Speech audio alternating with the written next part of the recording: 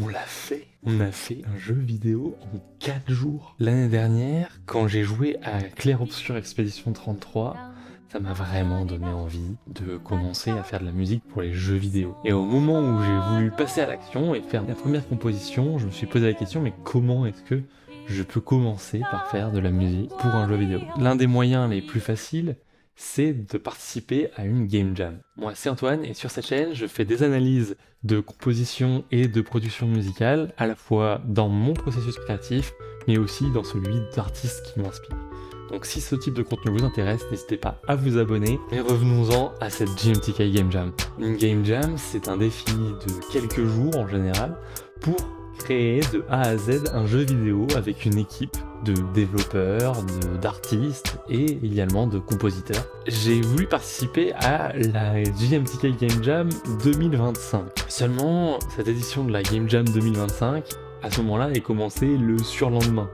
Donc j'ai voulu trouver une équipe vraiment très rapidement et ça s'est pas forcément passé comme je voulais. 4 jours après, on n'avait pas de jeu. J'avais créé une musique pour ce jeu vidéo qui est simplement la musique que je peux vous passer maintenant. Il n'y a pas de jeu pour aller avec, malheureusement. Donc c'était un petit échec, c'était assez frustrant. Et en même temps, ça m'a conforté dans l'idée que l'année d'après, j'allais essayer la même Game Jam, qui est la plus grosse Game Jam du monde actuellement, le plus gros événement de ce genre. Plus de 10 000 participations cette année, en 2026. Et l'une de ces participations, c'est la mienne. Donc après l'échec de l'année dernière, retour à la case départ. Il fallait vraiment que je trouve une équipe un peu mieux sélectionnée. Donc j'y m'y suis pris cette fois-ci plusieurs semaines à l'avance pour poster ma propre annonce sur le site de la Game Jam en disant ce que l'on peut faire et ce que l'on cherche. Plusieurs personnes ont répondu à l'appel et moi aussi de mon côté j'ai fouillé parmi les personnes qui avaient elles-mêmes posté une autre annonce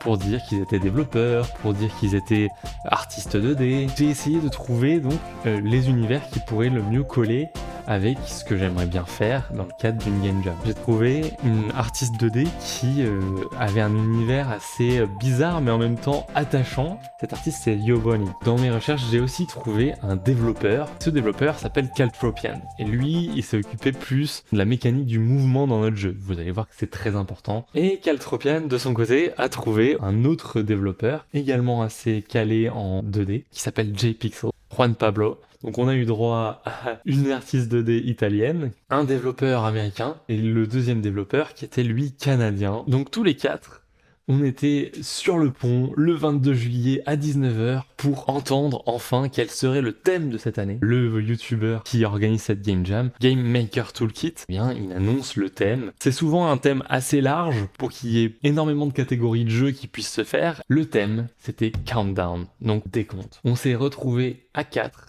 à faire un grand brainstorming pendant quelques heures pour ensuite se mettre d'accord sur une idée. C'est là aussi qu'on a vu l'efficacité de notre artiste 2D parce que à chaque fois qu'on avait une petite idée de ce qu'on allait faire, on pouvait vraiment se projeter parce que cet artiste 2D, Yoboni, pouvait dessiner en 30 secondes un petit concept particulièrement pertinent.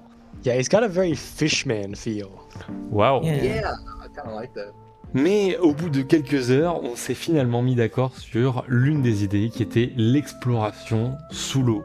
Et ce que permet de faire cette exploration sous l'eau par rapport au décompte, c'est simplement d'avoir une mécanique de noyade. Au bout de quelques secondes, passé sous l'eau, il faut reprendre son souffle pour ne pas perdre la partie. Une fois qu'on avait cette idée, je me suis dit que le lendemain, il fallait absolument faire les sound effects et les enregistrer, notamment dans une piscine. C'était une très bonne excuse également pour aller se baigner. Et avec ce petit micro, le Zoom H1N, j'ai essayé de mettre le micro dans un petit sac de congélation fermé.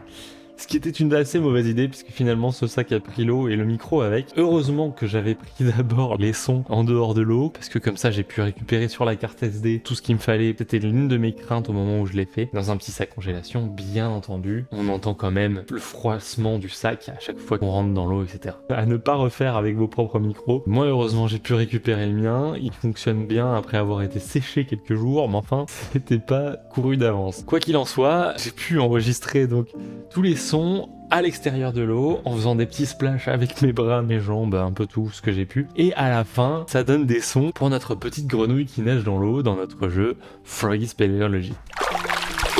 comme tous les sons sont pris à l'extérieur de l'eau, pour éviter justement que lorsqu'on nage sous l'eau, les sons soient exactement les mêmes que si on était à l'air libre. Il suffit d'utiliser un filtre passe-bas qu'on ouvre lorsqu'on émerge de l'eau.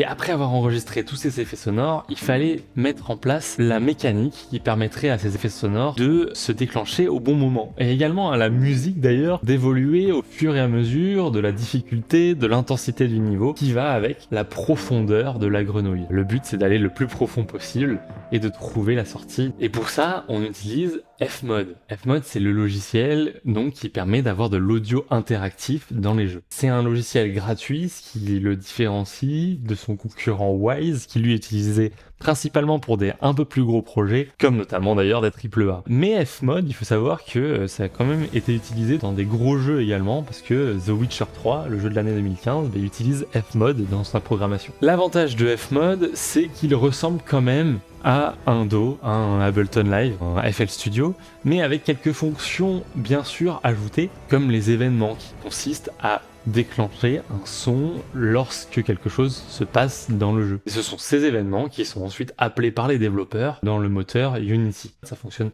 tout aussi bien avec des moteurs comme Godot, Unreal Engine, mais ce sont interactifs. Il concerne aussi la musique, donc je suis parti sur plusieurs idées au début en essayant de tester plusieurs sons, de sonars notamment, jusqu'à en trouver un qui me semblait particulièrement intéressant à utiliser comme un genre de synthé, exactement ce qu'il fallait à ce jeu pour l'exploration sous l'eau, de même que l'une des percussions, notre snare, qui est un bruit d'eau un peu modifié. Et bien sûr, comme on est sur un jeu 2D, c'est vrai que partir sur une mélodie au synthé, qui fasse un peu rétro également, je trouvais que ça avait du sens. J'ai eu plusieurs idées de mélodies, mais finalement, celle sur laquelle je suis revenu à la fin, c'était celle-là, qui me semblait aussi particulièrement adaptée pour une évolution en termes d'intensité, sous forme de plusieurs boucles qui correspondent à votre profondeur dans le niveau. Plus vous descendez en profondeur et plus les poches d'air se font rares dans la grotte que vous explorez. En tout cas, je vous invite vivement à aller tester le jeu. C'est le fruit d'un travail de 4 jours où il n'y a pas eu beaucoup de nuits pour les développeurs.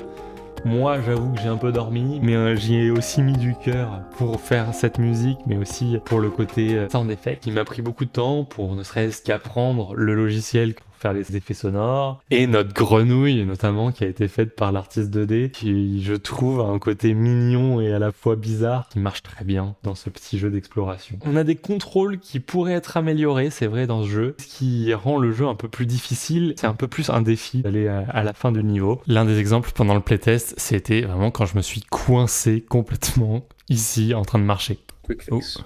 Not a bug. Keep on coming. Keep on coming. See how to fix them.